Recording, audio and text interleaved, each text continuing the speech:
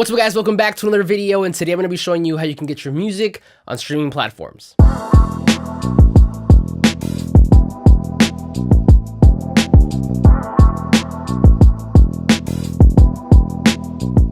So I've mentioned this before a few times, but aside from YouTube, the other thing that takes up my time is working with clients here in the studio. Now, since doing this professionally, I've worked on a couple projects in some form or another, whether that's sending beats to an artist or simply just being the recording or mixing engineer. But the one thing that I absolutely love is creating together with an artist and really being involved in a project. There's just something really special about being in the same room as another creative individual, collaborating on ideas on the fly, and ultimately as a producer, being able to take something that would normally just live in someone's head and turn it into a song that they can be proud of and share with the world. Now, so far there's been 3 projects that I've had the privilege to really be involved in, and that's a singer-songwriter EP that I produced, recorded, and mixed, and then 2 hip-hop albums that I executive produced, recorded, and mixed. Now, one of those was released on SoundCloud, so that currently lives there, but the other 2 were actually released on all major platforms, and the way we did that was through a service called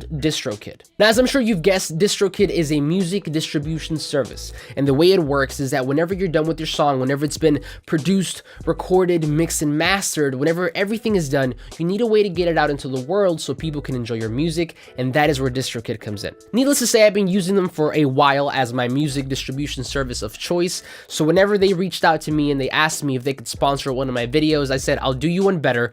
I'll make a whole video on your service, because I genuinely believe that as an independent artist in 2018, they are the best way, the most affordable way to get your music out into the world. So let's talk about it. Alright, so this is the page that you would see whenever you head over to distrokid.com and decide that you want to sign up for your service, which if you do, they were kind enough to provide me with a discount link for you guys that'll get you 7% off your first year, so I'm going to link that down below. But essentially, whenever you hit that link and you sign up for your account, this is the page that you would see with their 3 main tiers. But okay, jumping in on the left, we have the first tier, the musician tier, for $19.99 a year. Then we have the musician plus for $35.99 a year.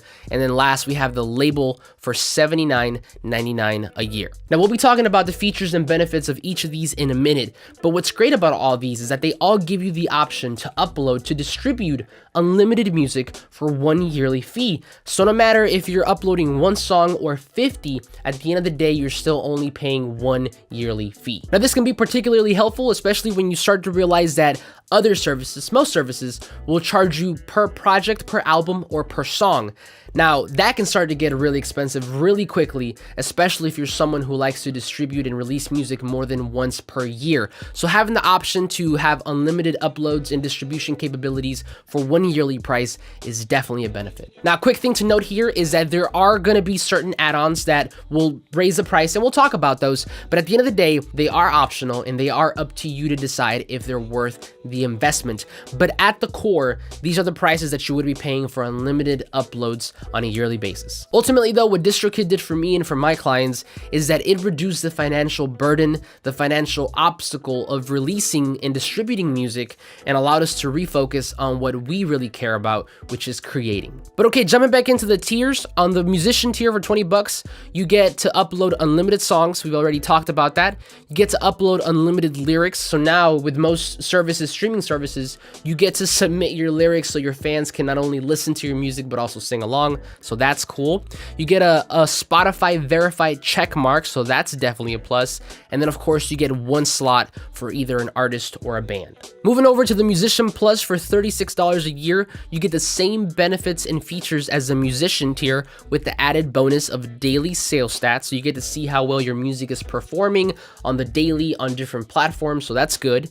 You get a customizable label name. Now don't confuse this with the label option. Essentially what they're saying here is that even as an independent artist, you still need some sort of entity to release your music through. So if you go to your favorite albums on like streaming, any streaming platforms or iTunes, at the bottom left usually you'll see a little blurb that says release through so-and-so label. Like for example, on the latest Eminem record, he had it released through Aftermath, Interscope, and his own label, Shady Records. So that's what they're talking about. Here you get to customize your own label name that you can then release your music through. On top of that, you also get customizable release dates, pre-order dates, and iTunes pricing, along with one extra slot for an artist or a band. Now, I'm guessing that most people, especially if you're an independent artist, you're probably going to stick to these two tiers. But if you have the aspirations of creating a label either now or someday, then you do get that option here for $80 a year. And the only difference between this tier and the Musician Plus is that with the label, you get a lot more slots for artists and bands.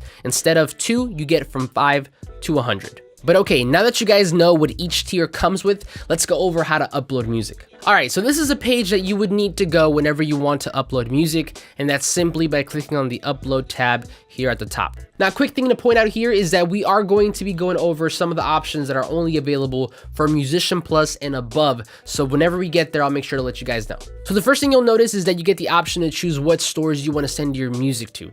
And of course, we have the big players, Apple Music, Spotify, iTunes, Tidal's in there as well. But then you also get other options like Instagram and Facebook, so I'm guessing they have their own platform or they're starting to develop it, Beatport, Google Play and YouTube Music, Amazon Pandora, Deezer, Tidal, there it is, and a bunch of others as well. So once you select where you want to send your music to, you've moved down, and then you'll see that you get to pick the number of songs. And you could actually upload up to 35 songs at a time. That's a lot of music. So let's pretend that I'm only doing a single, so we'll click that. Now the next thing they're gonna ask you is, has this song or has this project been previously released? Now, if it's never been out in the world before, then all you would do is just hit no and move on down. If it has, maybe if you've released it, but you're releasing an updated version, a remastered version, that would be yes. But for most people, it'd be no, so you move on down. Next, we have the artist/band name. Now this would be where you would put in your alias, your performance name, whatever the case might be. So I'll go ahead and I'll put in my information here. And then what's happening is that it automatically starts to search on iTunes and Spotify to see if there are other people with your same name. So it looks like I'm the first of my kind on Apple Music and iTunes and Spotify, so that is great. Now, if you look real quick, there are certain things at the bottom for you to take notice. The first, it says important, only list your name, stage name, or band name. Do not include anybody else's name without their permission. So your name would go here. Next, it says do not list feature artists here. So if you have a feature, someone who collaborated with you on the track, this is not where you would put their name. You would put their name on the song section, which we'll talk about in a minute. Here, this would be the place for only your name. Last but not least, you have capitalization. So it says use title case, meaning you capitalize the first letter of every word, because stores will reject all caps, all lowercase, and weird capitalization. Now moving on down, we have the first option that is only available for the Musician Plus tier and above, and that is to specify your release date. So if you take a look, you get the option to choose from whatever date you want. So let's pretend I'm gonna release something January 1st of next year. So I could do that. I could even go up to 2020, but I'm gonna go 2019. Now it does says, setting your release date to at least 1 week in the future increases your chances of getting added to playlist. If it's important that your album goes live in all stores on the same day, then it gives you more option here.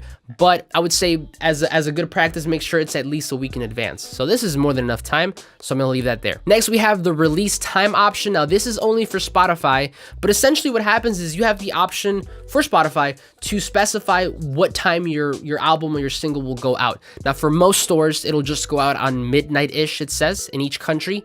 But again, for Spotify, you got the option to choose whatever time you want, but I'm gonna leave it at 12 a.m. Now another cool feature that you get that is also only for Spotify is called time synchronization. Now one of the issues that comes up as an artist when releasing music is having to deal with time zones. So let's say, for example, you're an artist and you're in New York, you're in the East Coast, and you want to release your music on January 1st, 2019 as soon as the clock hits midnight. Well, that's great, that's all good and well, but what about the people in a different time zone? What about the folks over in Cali? They're gonna get it at 9 p.m., so 3 hours earlier.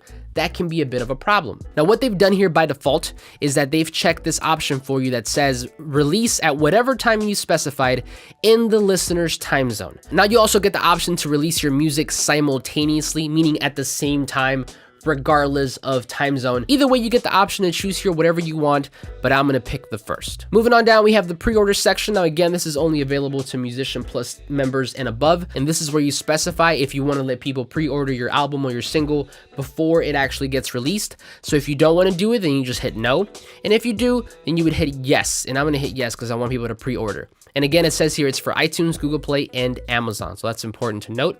But you do get the pre-order start date. So if I'm releasing January 1st, 2019, people can start to pre-order maybe start of December, kind of get a bit of a head start. Now moving on down, we have the record label area. Now this is what we talked about in the beginning of the video.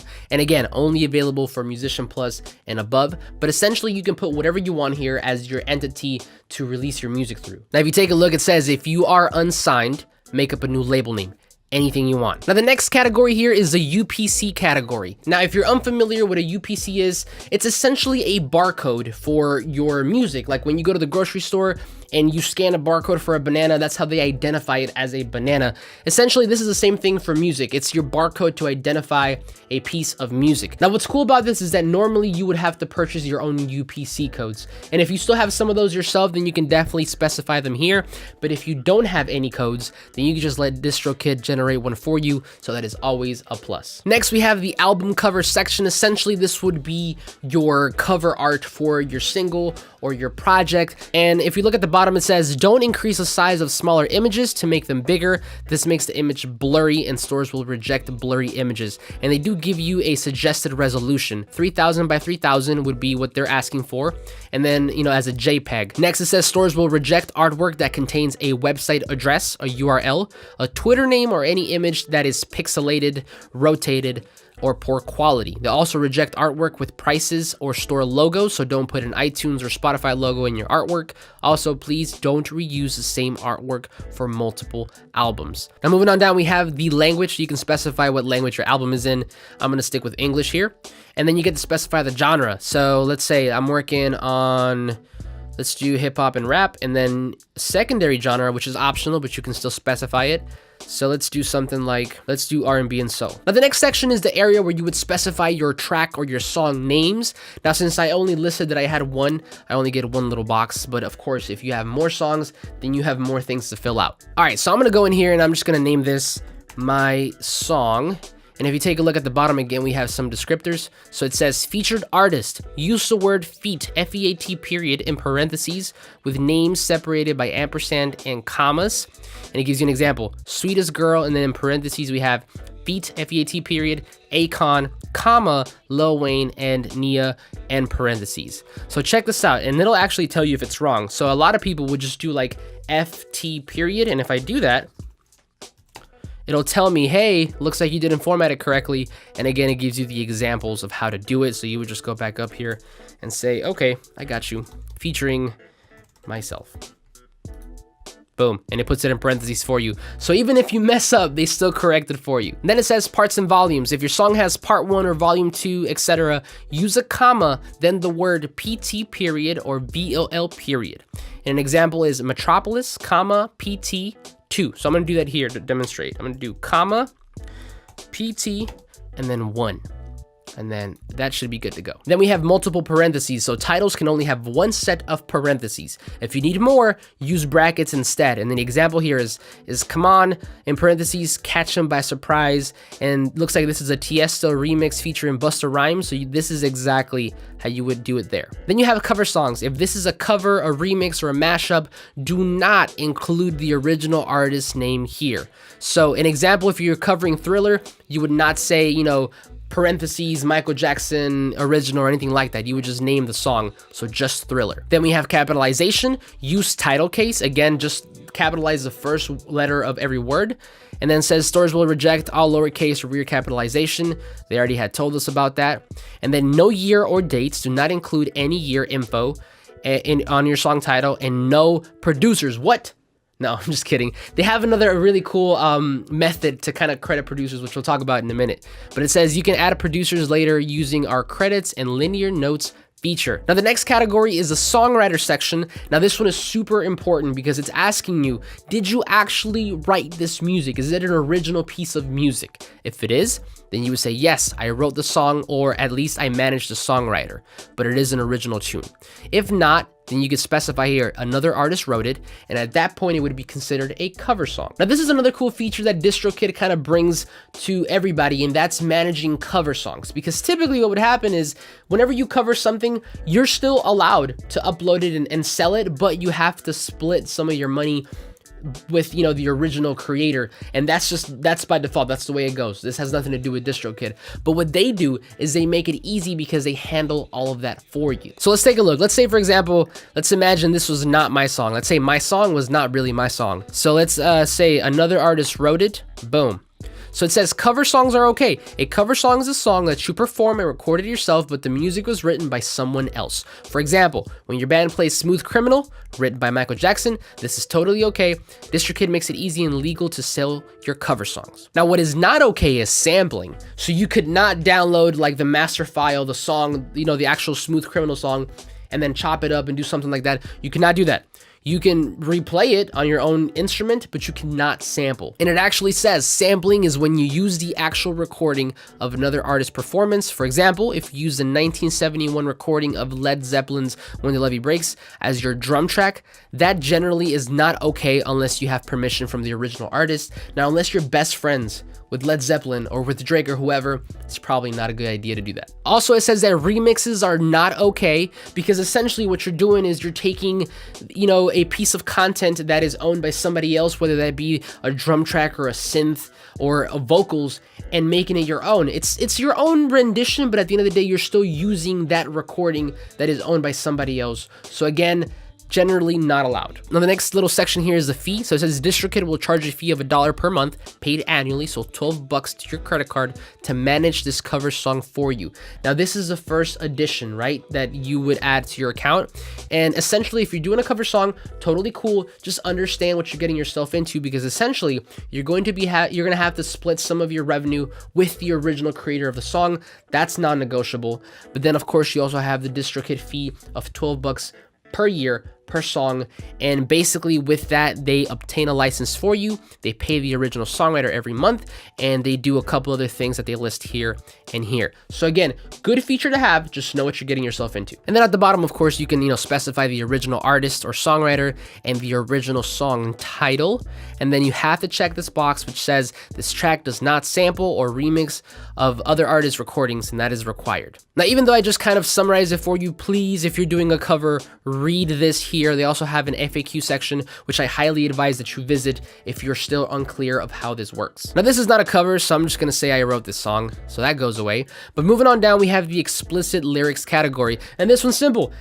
Are there curse words in there? Yes or no? Next, we have the option to specify your track price for iTunes, Google Play, and Amazon. So you could do 69 cents, 99 cents, or 129. I'm gonna keep it at the standard 99 cents and move ahead. Now, next is a section where you would actually upload your audio file. Now, they allow you to upload WAV, WMA, M4A, FLAC, MP3, or CDDA. Normally, I just do WAV, but you can do any of these options here. But you would go ahead and choose a file, and you're good to go. The next section just specifies whether or not this is an instrumental. So this is good for producers. If you can release beat tapes, and this is where you would specify if it's just an instrumental, just a beat, or if it's an actual song. So I'm gonna say, yeah, this one has lyrics. Let's pretend it's a full song, so I would just leave that there. Now, at the very, very bottom, you're going to have the other add-ons that you can definitely pick. Now, the cover song was the first one, but you also get 3 others here. First thing we have is a store maximizer. Now, it says, DistroKid will automatically deliver this single to new online stores and streaming services as we add them, which is often. We will give you notice each time we add the single to a new service. So this is $7.95 per year. Next, we have Shazam and Siri, which I think is absolutely cool, but it says make it easy for people to identify the single if they hear it playing on radio or TV or wherever. So you guys know, you can get your phone and say, you know, like Shazam or like Siri, what song is this? If you add this option, then you will come up in the results. So that is 99 cents per song per year. Now, last but not least, we have what I would consider the most important add-on, and that is to leave a legacy. So it says, DistroKid will never delete the song from stores due to a lapsed DistroKid account, even if you die. You can always choose to delete it at any time or not. You will continue to accrue 100% of your royalties as normal forever. Leave your legacy for future generations. So essentially what this here is, you pay a one-time fee of $29 for that project or for that song or whatever, and they make sure that no matter what happens, your song, your project will still be in all stores available, and you will continue to get your money. So again, these are all add-ons. At the end of the day, they're optional, but they are up to you to decide if they're worth the investment or not. Now, at the very, very bottom, you're gonna have some important check boxes that are required for you to check. So the first one says, I selected YouTube Music as my store, so I won't email DistroKid later asking why'd you upload my music to YouTube. So remember, YouTube has its own platform, so if you selected it at the top as one of the stores, it will show up on YouTube. So if you hit that box, don't be surprised if your song ends up on YouTube. Next, we have, I recorded this music and I am authorized to sell it in stores worldwide and collect royalties. And then I am not using any other artists' names in my name, song titles, or album title without their approval. And last but not least, I have read and agreed to the terms of the DistroKid distribution agreement. Now, this is something that I advocate at all times, no matter what you're doing. If you're using a service or whatever the case may be, always read the terms and conditions. But essentially, after you're done with all of this and you've done your due diligence, then you would hit done and it would start to get uploaded. Now, the times will vary, but the last time I did this with AD, the artist, one of the artists that I work with here, I think it literally took like less than 30 minutes to upload to, you know, all major platforms. So they're really quick about it. Now, if you scroll all the way to the top, there's a couple other things that I want to mention that I think definitely make DistroKid even better. Now, the first is going to be Teams. So let's head over there. Now, Teams is one of my favorite new features that DistroKid has added to their site. So essentially the way this works is that if you're a collaborator, so in our case, it's specifically a producer who worked on a song or a project, and you've negotiated a percentage of the sales royalties, the sales revenue, then the artist can then come in here,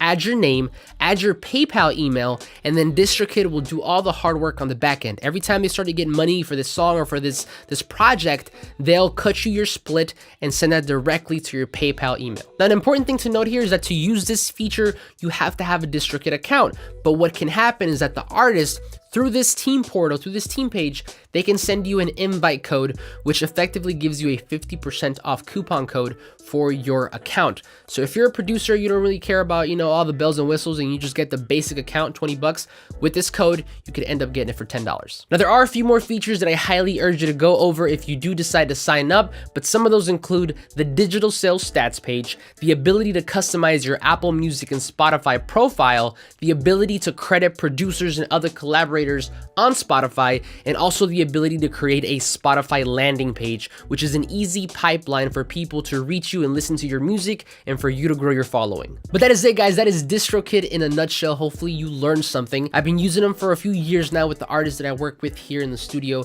I've really enjoyed them, and I really do think they are the best option for independent artists to get their music out. And again, if you do want to sign up for their service, then there is a link down in the description box that'll save you 7% off your first year. So if you want to do that, definitely take advantage. But that's it for me, guys. Thank you so much for watching. And again, a huge thank you to DistroKid for sponsoring this video. And as always, like this video if you liked it, subscribe if you're not already, but I will see you guys on the next one.